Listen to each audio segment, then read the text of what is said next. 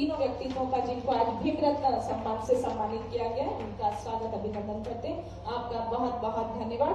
और आपकी तालियों की गूंज के बीच आमंत्रित कर रही हूँ उस व्यक्तित्व को जिन्होंने बाबा साहब के विचारों को दिशा देते हुए, उनको साकार करते हुए मध्य प्रदेश के विकास की नई गाथा लिखी। माननीय मुख्यमंत्री महोदय जी से मेरा सादर विनम्र अनुरोध, जोरदार तालियों की गूंज के बीच स्वागत कीजिए माननीय मुख्यमंत्री महोदय जी का। मेरे साथ सभी बोलेंगे, डॉक्टर भीमराव अंबेडकर अमर रहे। जरा अच्छे से दोनों हाथ की मुट्ठी बांध करके जोर का मेरे साथ नारा दोहराएंगे, डॉक्टर भीमराव अंबेडकर अमर रहे, बाबा साहब अमर रहे, जय भीम, जय भीम। हम सबका सौभाग्य है एक ऐसे अमर व्यक्तित्व को हम स्मरण करने के लिए उनके जन्म स्थान पर एकत्रित आए हैं, जिनने 20वीं शताब्दी के अंदर ही देश की आजादी के साथ ऐसा अद्वितीय काम किया जिसके कारण बीते 1000 साल की गुलामी का हमारा जो काल था, जिसके कई सबक हमको थे और उन्होंने वो सारी गलतियों को सुधारने का प्रयास किया, जिसके कारण भारत अब दुनिया का आदर्श देश बना। जोरदार अभिनंदन करें ऐसे महान सपूत अंबेडकर जी का स्मरण करते हुए। आज के इस कार्यक्रम में मंच पर विराजमान हमारे अपने प्रभारी उत्तर प्रदेश के पूर्व मंत्री, अभी वहां के माननीय MLC के माननीय मेंबर, हमारे साथ मंच पर मौजूद डॉक्टर महेंद्र सिंह जी, जोरदार अभिनंदन कर महेंद्र सिंह जी का। हमारे उप मुख्यमंत्री माननीय जगदीश देवड़ा जी, जोरदार अभिनंदन माननीय देवड़ा जी का भी करें। इस अवसर पर माननीय कानिटकर जी जिनने विषय विस्तार से रखा, हमारे वरिष्ठ प्रचारक है, आपका भी अभिनंदन। मंच पर मौजूद हमारे जल संसाधन और सुयोग मंत्री श्रीमान तुलसी सिलावट जी का जोरदार अभिनंदन करें। माननीय सांसद, लेकिन पहले हमारी भारत सरकार की मंत्री है, जोरदार अभिनंदन बहन सावित्री ठाकुर जी का। पहले जिला पंचायत के अध्यक्ष भी आप नहीं रही और अब भारत सरकार की मंत्री है। मुझे क्या मालूम अंबेडकर जी का आशीर्वाद ऐसा फलता आपको।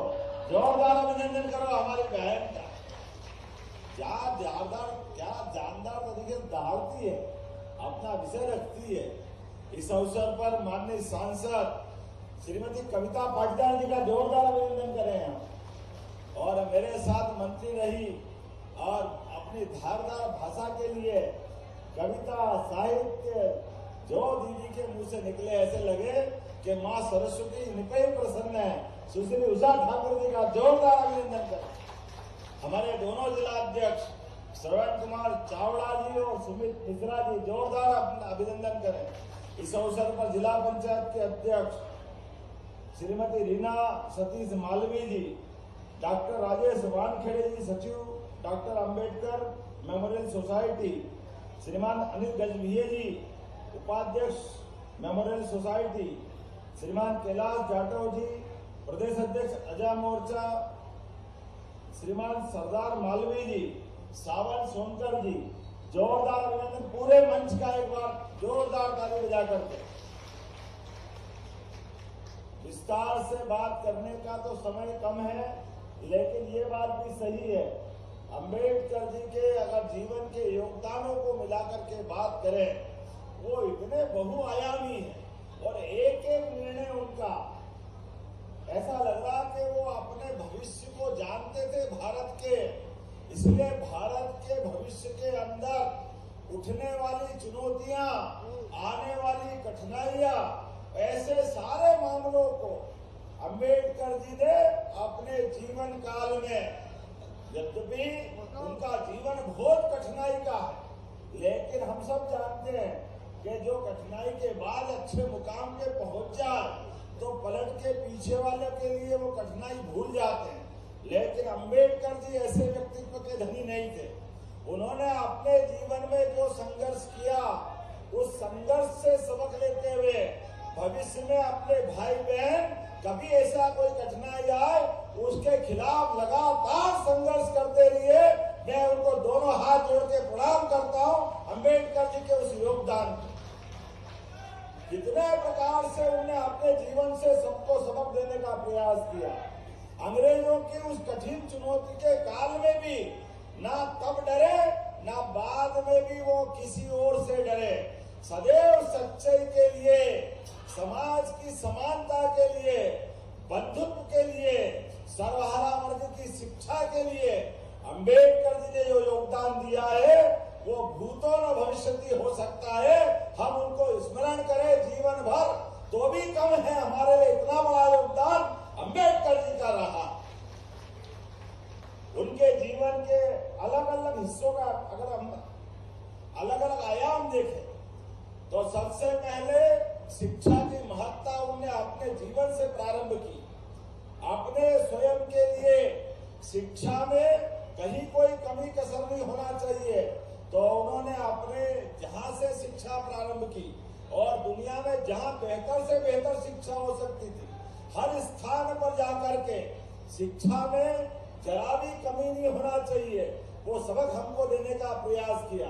मैं सौभाग्यशाली हूँ यशस्वी प्रधानमंत्री नरेंद्र मोदी जी का, जिन्होंने अंबेडकर की जो ऐसी स्मरणीय उनकी स्थान है उनको पंच तीर्थ के रूप में मान्यता दी। जोरदार अभिनंदन करें माननीय मोदी जी का। हमारा ये उनका जन्म स्थान महू अगर ये तीर्थ के रूप में आनंदित कर रहा है तो हमारे स्वर्गीय सुंदरलाल पटवा जी से लगा करके पूर्व मुख्यमंत्री शिवराज सिंह चौहान, हमारे उस समय के सुंदरलाल जी पटवा, अटल बिहारी वाजपेयी जी, हमारे सारे नेताओं इस स्थान को तीर्थ बनाने के लिए यहाँ के नेताओं ने भी लगातार काम किया। हम सब जानते हैं आज ये हजारों लाखों की तादाद में महू में आकर के अपने उस महापुरुष को याद करके अगर प्रणाम करने का मौका मिलता है तो हमको मालूम है अस्थि कलश को प्रणाम करके हमारा जीवन भी धन्य होता है।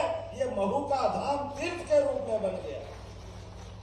मैं सौभाग्यशाली हूँ, जब लंदन गया तो लंदन में जहां हमारे अंबेडकर जी ने शिक्षा ग्रहण की उस स्थान के पूरे भवन के दर्शन करने का मौका मिला।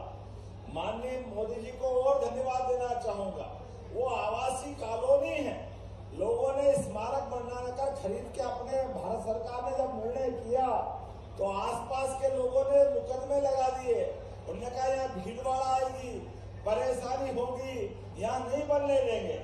लेकिन मोदी जी ने कहा कि नहीं, अंबेडकर जी का ये शिक्षा का स्थान तो तीर्थ ही बनना चाहिए, चाहे जो हो जाए, कोर्ट कचहरी सब कुछ निपटा, लेकिन आज वो भव्य तीर्थ बना है। जोरदार अभिनंदन करो हमारे उस तीर्थ के लिए भी। दिल्ली, बंबई, आपने नागपुर का स्थान बताया, कौन सा स्थान छोड़ा? और ऐसा होना भी चाहिए। अंबेडकर जी ने समूचे समाज के लिए, हमको मालूम है आरक्षण जैसी सौगात दे करके जो उनने बड़ी उपलब्धि दी, आंकड़े गवाह इस बात के, हमारे एससी के, एसटी के या आंकड़े आज से 1951-52 के आंकड़े देखे तो एससी का साक्षरता दर हमारे पास मात्र 1.5% थी, आज ये 67% पे पहुंची है। तो अंबेडकर जी का योगदान है, हमें इस बात का आनंद है। एसटी का, एससी का न केवल साक्षरता बल्कि पूरा जीवन बदला। आरक्षण के माध्यम से समता के लिए बढ़कर के जो काम किया, मैं दोनों हाथ जोड़कर अंबेडकर जी के उस महान योगदान को धन्यवाद देना चाहूंगा कि हमारे समाज में सर्वहारा वर्ग के लिए एससी, एसटी, ओबीसी जातियों की विभिन्नता के कारण से भविष्य में अगर कठिनाई आएगी, हमको सर्वहारा वर्ग की समानता की बात करना पड़ेगी। अतीत के काल में पृथ्वीराज सिंह चौहान के बाद भारत ने अगर कमजोरी महसूस की थी तो ये जातिगत व्यवस्था का भी एक योगदान था। मुझे इस बात की प्रसन्नता है, अंबेडकर जी ने आजादी के पहले ही समाज का ध्यान में आकर्षित करते हुए ये योगदान दिया। दूसरा, संविधान बना करके जो बड़ा योगदान दिया, जोरदार अभिनंदन करें डॉक्टर अंबेडकर जी के लिए। संविधान में वो सब चीज जोड़ने का प्रयास किया जिसमें भविष्य में इस लोकतंत्र को खतरे आ सकते थे। तमाम प्रकार का इतना बड़ा देश, इतनी विविधता, ऐसे में लोकतंत्र के अंदर वो सब कुछ समाहित करना बहुत चुनौती थी।